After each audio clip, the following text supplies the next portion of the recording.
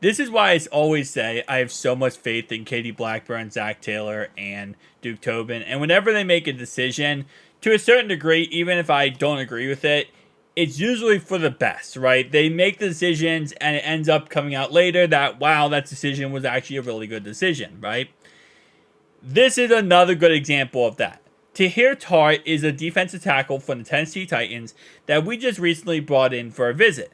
Now, we obviously did not want to sign him and we let him go. He went ahead and went to Miami 2 weeks later and he signed with the Dolphins. Now, here's the thing, right? Clearly, as fans, we look at a player and we look at their body of work and we say, well, this guy has a lot of potential. We should pick him up. We should go after him. Why not? Then there's NFL teams that know behind the scenes things, right? And a lot of rumors is he got cut from the Titans because he has an attitude problem. Whatever else is the case. He signed with Miami for $1.152 million and only $576 million guaranteed. So as Jay Morrison says here, the Bengals saw or heard on Tart's visit that made them want no parts of him. And again, this is why, as fans, and I said all the time on the channel, I'm like, oh yeah, anyone's a yes for the correct price tag. But sometimes that's not the case. And sometimes, again, NFL teams know way more than we know about these guys. And when they meet them, just because of the fact that they met with the player doesn't mean 100% the player is going to sign, right? Because at the end of the day, even if the player looks good and he's a good player and the money is right, because trust me, we could have paid him easily this amount of money, no big deal at all.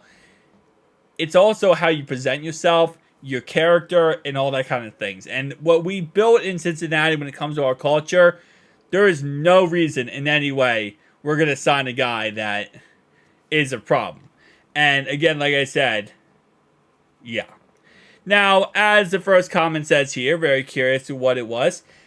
Who knows? Again, like you said, he got cut from Tennessee because of attitude issues, and that might have been it. It could be as small as he was going to do the interview, and while he's doing the interview, he cut somebody off, or he was disrespectful to somebody, or maybe, as he's walking out of the building, he didn't hold the door for somebody. It could be as small as that, because at the end of the day, especially when it comes to Cincinnati, we hold our players to a higher standard than other NFL teams. We want you to be a part of Who Dey Nation, but also live it, and also show and support by your own body language and how you act as a player. So again, like I said, it could be something as small as that. Because Tahir Tart, he's not a bad player. Like, he's not the greatest player of all time, but he's 27 years old. And as I've said many times, offensive linemen and defensive linemen, the older they get, the better they get. They age like fine wine. So at the end of the day, I think he definitely has the potential to be a really good player.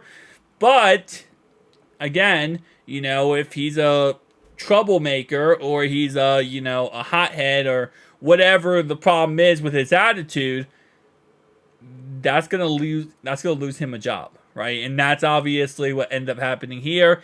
Again, we don't know the full story of what happened and why we didn't sign him, but with how cheap he signed and how little money he got, for being 27 years old, that's really concerning. Now, of course, you could say, well, maybe he's doing a prove-it deal. The problem is, usually players who do prove-it deals are usually coming off a really good year, or it's because of the fact that they know free agency next year is going to be really freaking good, so you want to do a prove-it year and then get free agency next year. He's not getting paid anything. He's going to be a backup to a backup, if anything, and even then, I don't think he's going to have a career year. I think this is a situation where, again, we don't know all the logistics here, but probably he's a problem behind the scenes, and they don't, nobody wants to deal with him / go through the whole process of dealing with him. So the Dolphins said, hey, listen, for pretty much league minimum, we're bringing in and see what you can do. And if you're a problem, we're not guaranteeing pretty much anything, you get cut. So right now, he is listed as the backup nose tackle to Benito Jones. And yeah, they have a lot of guys here. And you got to think the Miami Dolphins probably also draft defense tackle as well. So it's very possible that he even drops farther down the list if they draft a defense tackle. There's a lot of mocks that actually have them taking Johnny Newton. If they take Johnny Newton, Tahir Tart's going to be the third guy. He might not even make the 53-man roster. So, again, like I said, at the end of the day, just why I have so much faith in Duke Tobin and Katie Blackburn and Zach Taylor is that, again, they know things that we don't know. And clearly, whatever is the problem with Tahir Tart, we'll probably never find out. Well, we'll probably find out eventually, but not for a couple years when, players start speaking out and saying, oh, yeah, that guy was a tool bag, or that guy was impossible to work with, or whatever, right? Eventually it will come out, but probably won't come out for a couple years. Tell me down below your thoughts and opinions. I'll see you guys next one.